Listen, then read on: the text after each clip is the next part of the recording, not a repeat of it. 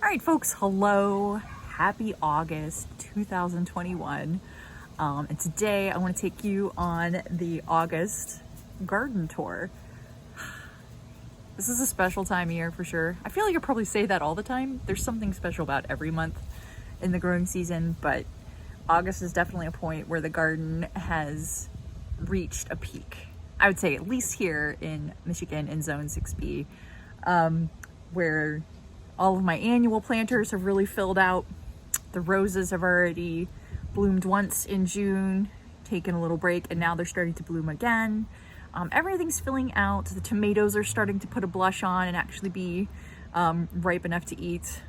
So it's a really great time of year to feel like your garden has come to full blossoming mode. But also some plants are getting a little bit tired. It's a good time, as I've done in a previous video, to prune back some of your faster growing annuals like petunias. Give you an update there. So what are we gonna see today? Lots of pretty color. Oh my gosh, looks like an earthquake. Lots of pretty color from everything that's in bloom. A couple places where things were pruned back real hard and now we're starting to see tiny little baby leaves. Some tomatoes for sure. So I could keep rambling, but I think instead I'll just get started. Let's go. All right, for sure where I want to start here is at the rose border, as I like to call it. I try to zone out my gardens as far as how I refer to them. This is the rose border. And as you can see, some of this beautiful border is already in bloom again. Starting over here with Sunshine Daydream. Got another yellow blossom on its way to blooming. Next up is, well, it's definitely my husband's favorite, but I sure love it too. This is called At Last Rose. It is a proven winner's variety. It has the best apricot, golden beauty, like the way it looks like it's almost illuminated from the inside.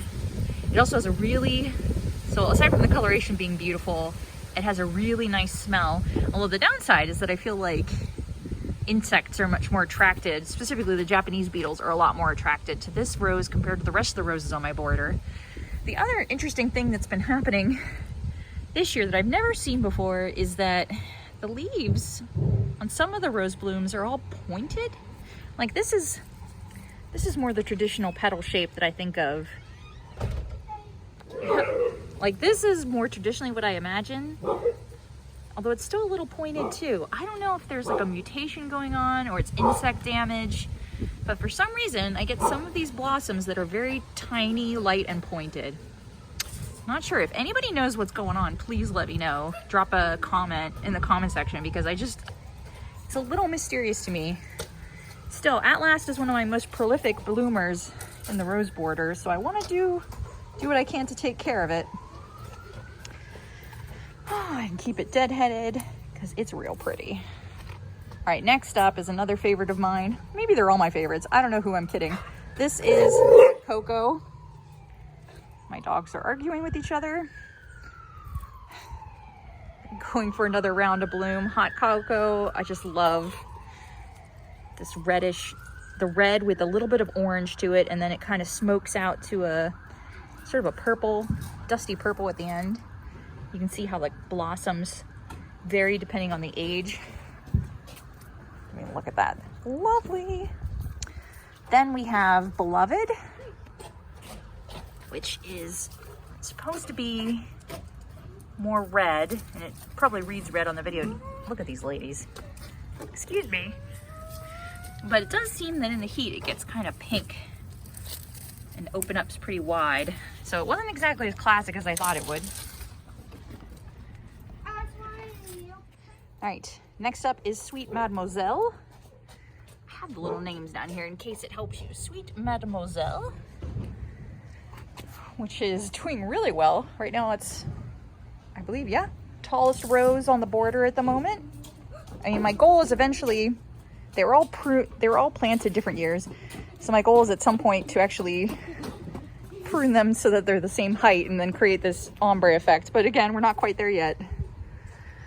Sweet Mademoiselle is my more pinky peach blossom. It has giant blooms compared to some of the other roses. And then The very first rose that I planted in this border is the Lavender Simplicity hedge rose. When it's warm out, it's going to be more of a pink lavender, but then as the temperature cools down, it will become more of a true lavender, and it has a beautiful citrus smell. Kind of like, I think it's listed as grapefruit, which is kind of unbelievable for a rose, but that's what's happening. Hi, Harley. And then last up for now is Ebb Tide. Move it, dog butt.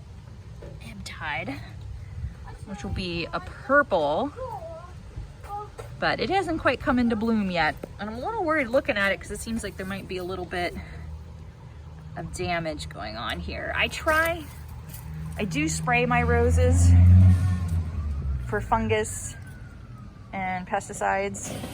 I don't spray anything else in the garden, but I will admit to doing that from time to time here, but I try to avoid doing it too much. Yep, so that's the rose border. All right, next is a quick update on another voracious pruning exercise, and that was on the forsythia. I will link to that video down below as well, but as you can see, it's perfectly fine after being chopped down 2 or 3 feet, and it's already starting to put on a lot of more strong growth. So just as a reminder, not every plant loves a hard pruning back this far, but forsythia is definitely one of them that kind of lives its best life when it's got lots of room to breathe and gets a haircut now and again. All right, next up on the garden tour is the driveway garden. You can see the dahlias are definitely in full bloom. I had to stake them up. They were starting to get so tall, so that's why you see all these beautiful, aesthetically pleasing green stakes, including the extra ones that are living right here for a second. Anyway, dahlias are really starting to come in their own blooming. The aster, which is going to be our big fall interest, is looking pretty lush, and I've stopped pinching it back at this point. Let's see, down here, the balloon flower, campanula, purple wonder, I think. It's kind of past its prime a little bit. It's putting out new blooms still. You can see like a little blossom down here, but not really its best time of year. Salvia is coming back for another round of color, although something is eating the bejesus out of it. There is some really hard pest pressure over here. Dianthus amber glow, sunflower amber glow is about to put out another set of blossoms. My marshmallow daisy that I put in when we were doing our fill in the gaps garden is down. It's not blooming at the moment, and it was getting kind of shadowed by all the dahlias, so hopefully staking them up means it'll get more sun and do better. But this is exactly the kind of thing I was looking for as far as filling in gaps in the garden, was to have color and interest down below at the feet of the dahlias, and then let the dahlias do their thing up high. They're looking just lovely. I'm waiting for more of the Marn, which was the copper color, the orange copper color, the Marn to bloom, but Blue Boy's doing nicely. Oh, so good. And brown sugar, with its beautiful geometry, or symmetry I should say, is looking so nice and getting ready to put on a bunch more blooms. Let's see. Veronica, which I am definitely saying is perfectly Picasso, not very Van Gogh. It's looking good.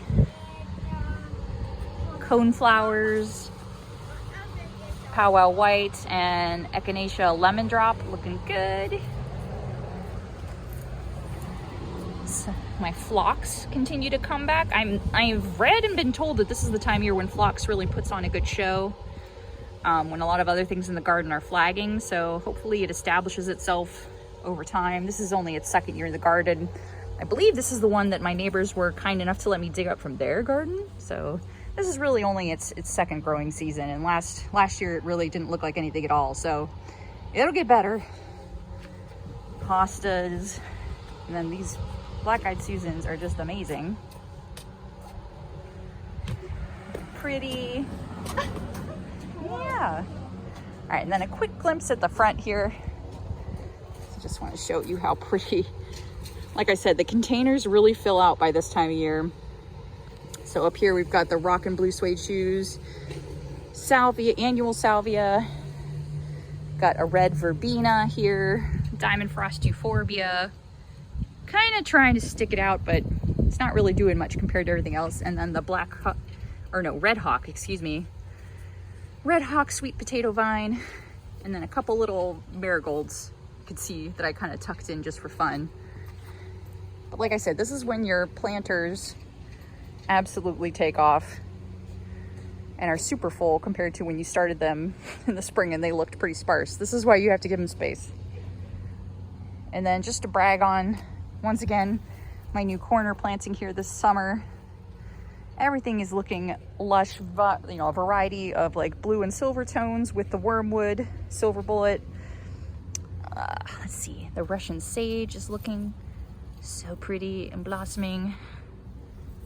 And then my lavender is starting to bloom, which is delightful. I wasn't sure if lavender was gonna do well here because we are kind of wet and shady, but it seems like there's enough sun during the day, earlier in the day, for it to do well. The petunias, of course, the Vista Snowdrift, Super Petunia Vista Snowdrifts, definitely drifting all over the place. Let's see, and then pretty little chrysanthemum back there. But then what I'm really excited about is that my limelight hydrangea, Little Lime, is much happier where it is right now. It's putting on a bunch of blossoms and we're not even close to done in the season. So this was a good spot for it. Overall, a nice blend of whites with like the hydrangea, the daisies, and the petunias with some red, and some red with the cherry dolce truffle heuchera, and then blue from the fuchsia grass, the blue star juniper, and then the silvery blue tones of the lavender and wormwood. It just looks really nice. And then of course I totally omitted the echinacea double scoop cranberry. Again, trying to balance that red with blue tones plus white to kind of cool everything down. I'm just really happy with how this is turning out. This is an update on the planters and Harley. There's really a symmetrical planting. There's Joey coming in through on both sides. So I'll just go over one, but you can imagine it's the same. The blueberry shortcake petunia, they also need that haircut. You can see, like I did for the others, the flowers bloom out farther and farther over time. So the feet of the plant get pretty scraggly. And it's been hard to cut this back because it just looks so pretty. Right, Lucky? It looks so pretty. Ah, don't eat my plants. But it needs a haircut. Down here we got the Super Beta Sparkling Rosé. Look at how pretty. That is just a great plant. That is definitely going to be a repeat, although I might go for Sparkling Amethyst next year. Now's a great time to evaluate what's really bringing you joy in the garden, what you want to do next year. And boy, I love these Super Beta. It's so pretty. I love the ombre effect, the symmetry of the blossoms. Hey, I guess Harley likes it too. The Fleur de Sel Dusty Miller is just so good. Definitely liking that. That's kind of a classic, so don't have to really note bringing that back because I always do anyway. Persian Shield. It's giving this nice spiky texture, a little more structure to everything, and that color, that beautiful variegation of purple and green is just hard to beat. And the Prince Tut papyrus grass is doing well here, giving us even more height, although the Persian Shield got a lot higher than I thought it would. So probably could have even done this without the papyrus, but it is nice. And then down back here, I don't feel like my perennial salvia, the fashionista pink, is doing that great. It might need more sun, or maybe it's not getting enough water, but I'll plant it because it's perennial, and then hopefully it'll do better in the ground. I know, hi.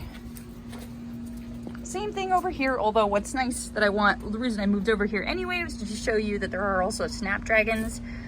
I think Plum Perfect is what it's called. I think. I get a little confused this time of year, but they're looking good. Oh, it's always a busy time when Mama's in the yard. The Angelonium, oh, I should go back, because really the Angelonia, it looks a lot better over here. It's just sometimes depends on where they are in their bloom cycle. But this is another nice annual for providing kind of spiky interest. Okay, and then here's the blueberry bushes. Again, this is their second year. It's not necessarily expected that they'll have blooms and berries this year, but hopefully next year, fingers crossed. They look happy enough, but haven't seen any blossoms or berries to speak of. All right, and here's what all the planters in the backyard are looking like. Salvia, I mean, like, I probably said it before, but it's really just always a mix of spiky salvia and then fill it in with petunia or coleus. And so that's the purple salvia, rockin' purple. Some of my coleus from seed. This is like where growing coleus really pays off. I mean, look at how gigantic dogs for scale. That look at how gigantic this looks. And most of it was started from seed. We got the Roman red salvia. Got a bunch of coleus with no names because I grew them from seeds from last year, so who the heck knows what they are. And some of the rockin' fuchsia salvia. But then tucked in the back, is still more of the fleur de sel, Dusty Miller, and a couple marigolds. But you can see, like, depending on where the sun is, you might end up with a lot of die-off actually behind these salvia, because I think they're shading out the petunias that used to be in here. And they still are here, I should say. They're just not very happy with themselves right now. Oh, but yeah, lots and lots of coleus and salvia action. And again, this is where the coleus, hey, these ladies, the coleus are just huge. And every year I try to pick my favorite, and it's really difficult this year, especially somehow. I do love what I believe is the chocolate cherry, where it has that chocolate brown with the chartreuse edging and then the bright fuchsia center. It's kind of hard to beat the drama on that, but they all have something, appealing about them, right? Yeah. All right. Hi, girls. All right. Here's my polka dot plant and lovey-dovey double petunia experiment in my strawberry planters. You can see it's like business in the back, party up front. These plants, polka dot plant definitely likes it here. So duly noted that if I enjoy this, which I really do, again, that nice cool white patterning is very refreshing to the eye and hides all the insanity that keeps happening behind it with these dogs pretty nicely. All right, snapdragons continue to grow, but they really haven't put on any blossoms yet, but here's hoping that's coming. Celosia is kind of the same story. Keeps growing, but no blooms just yet. But then finally, my calendula actually bloomed. Again, these are all of these plant sacks here are experiments. I just want to see what happened if I threw a bunch of seeds in there and just let it go. But I am finding that if the plants can't get tall enough, quickly enough, they stay pretty shaded and grow more slowly. So that's an experiment I probably won't repeat. But at least now I'm getting to the point where there is a fair amount of calendula getting ready to bloom, so that's nice. The one that's really doing well is the marigolds. No surprise there because they're so tough. But I've only had like one blossom yet. But still, even before it blooms, it puts out a nice mound of green. Let's see, my jellyfish planters with boysenberry punch, I think. Boysenberry punch, petunia, and then the dichondra silver falls. That's looking really nice. They almost could use a haircut. But again, the color's so pretty, I hate to do it. It takes some bravery. But something that I do repeat every year are these tentacles of dichondra. I just love the look of it. It's very romantic, but also a little weird, which could be my tagline. I'm trying to get back to is this lovely mass of coleus. Again, these are all started from seeds that I collected from my plants last year. It's just very little effort for a lot of payoff. You just have to wait a while. So we've got all kinds of great patterns here. Like I love this pink splatter over, make sure I'm getting in there. Pink splatter over a cream and yellow background is awfully nice. More of what looks like a chocolate cherry pattern. Just the elegant, like, well, elegant, I'm gonna say elegant splatter, but like still the simplicity of the two colors is so good, especially all in aggregate. When you put it all together. And then over here, I hadn't seen this pattern before, but it has kind of like a super delicate, almost like galaxy spray pattern. I mean, the colors are different, but it's very, very different from a lot of the other variegations I see on my coleus. Anyway, I could go on and on, but just to back up for a second, it's just, again, a really, the impact that coleus have when they're in full splendor, especially against like a blue planter, something that can play off those pinks. Real nice. And let's see, veggie garden proper, which ironically starts with non-veggies. The zinnias this year has not been a great year for zinnias. I think it's been too wet, honestly. You can see all the die off of the lower leaves. That does happen, but usually I feel like my zinnias are taller by now. Taller than this. They might need more sun. I'm not sure what exactly to accredit it to, but this hasn't been their best performance. But meanwhile, my dianthus, aka carnations, they're doing all right. Like, they are a little leggy. Again, I think the sun is not so great here, and maybe it's because of the green stalk, but it'll keep growing. There's always experiments in this garden, and this is definitely it, although usually the zinnias are better. Oh, I ramble. Let's see. I've between 2 rescue dogs and 2 young boys, I've kind of not been keeping an eye on this section of the garden very much. The cilantro has kind of gone to seed at this point, but that's okay. It happens. And we tried growing sweet peas back here, but it was definitely too hot. We got a couple pea pods, and you could still see there's still a vine here, but it's not too happy. That's not what I expect. Green stalk, on the other hand, is doing pretty well. Strawberries appear to be kind of done for a moment. They're supposed to yield all season, so we'll see. They look happy and healthy, just no flowers at the moment. And we got some crazy spider action going on here, so makes it a little extra spooky. We've got lettuce growing in the bottom, but still not quite enough for me to like harvest. I need to rethink this strategy a little bit, for sure. But we've also got basil down here, even though, oh, it's so good. Actually, yeah, I think that might actually be oregano. It's entirely possible I planted the wrong thing, because this doesn't look like basil to me, and it smells good, but I'm not sure. Anyway, it's really that kind of year. Let's talk tomatoes for a moment.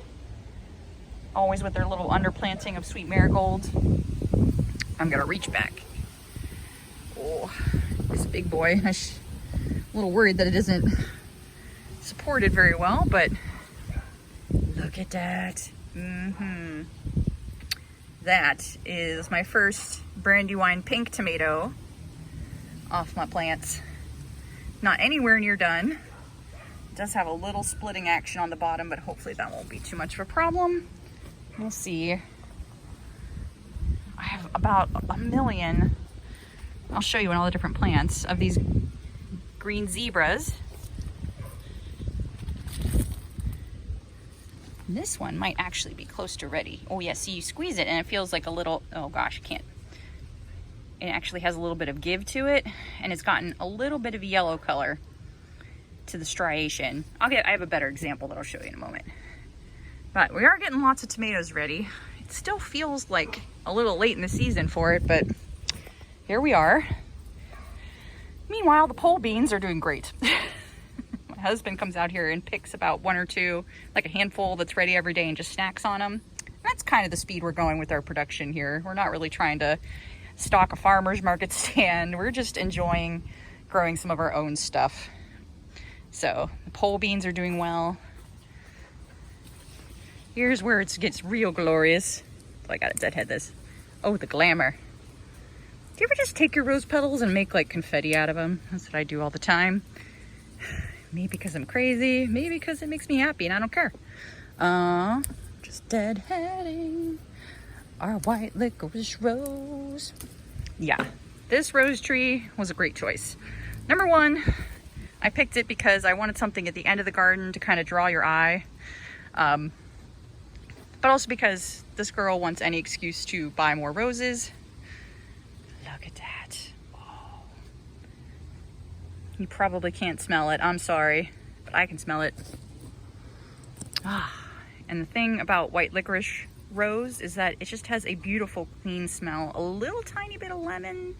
Well, that might just be my brain playing tricks on me. But it's there's just a hint of licorice to it. It's not like you know, a rope of black licorice. It's super strong anise smell. It's just real gentle. Very pretty rose. This is what I'm talking about when I'm talking about a green zebra tomato that looks ripe. You can't feel the squish, but I hope that you can see how yellow it is compared to its siblings here. Like this one is not ready to go, but this one just might be. I've always liked green zebra as an heirloom variety. I would pick it out to eat at the farmer's market, but this is my first year growing it myself, and I'm super excited because I've got a ton of plants and a ton of tomatoes. Here's my little marigolds, providing some visual interest at the feet of the plants and maybe some pest control. I've never tested that out, but I hear based on other data they are, so why not? And then, oh, I want to find the best one. I think I've spotted one, but what we plant every year is either cherry or grape tomatoes in these little window boxes. This isn't a lot of soil, you guys. And it doesn't take up a lot of space. Get a couple tomato cages, a couple tomato plants, you're good to go. These are the Napa grape tomatoes. I don't think that's quite ready, but what was a hoot is that I had one volunteer come back from last year's crop, and I see a really good one. You can see that's a different shape for contrast. This is the grape tomatoes, the Napa grape. Come on, focus.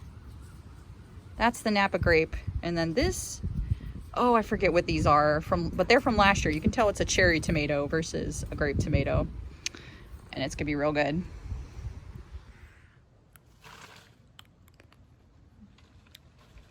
Yep, that's what we work so hard for all spring long when we're growing tomatoes on our own, from seed. It's a perfectly sweet, complex, warmed by the sun goodness of your own cherry tomatoes. I don't think, maybe this guy would be good too, but no, I'm gonna wait. These are almost ready, but I'm gonna be good. This is very difficult. I'm gonna leave you be, Mr. Tomato. All right, so that's gonna do it for our August garden tour 2021 plague year part 2. I feel like no matter how many flower pictures I show you or close-ups, I cannot capture fully how beautiful it is right now, how grateful I am for my garden, but I hope that this provided a little bit of sunshine and blooming color for you. Happy August, everybody. If you enjoyed this video or any of the other ones that I've subscribed to, redo. If you've enjoyed this video and you enjoy gardening content and lots of pretty plant pictures, you're in the right place. Please like and subscribe to my channel because, again, I'm doing this to share what I have growing in my garden with you, what I have growing in my life. And at this time of year, it's a lot of coleus apparently, and a lot of roses, and a lot of salvia, but maybe you dig that too. Anyway, hope you all have a wonderful August. I know the summer's flying by. Wishing you all an excellent month ahead. And let's see what the September garden tour brings us next. All right, take care everyone. Bye.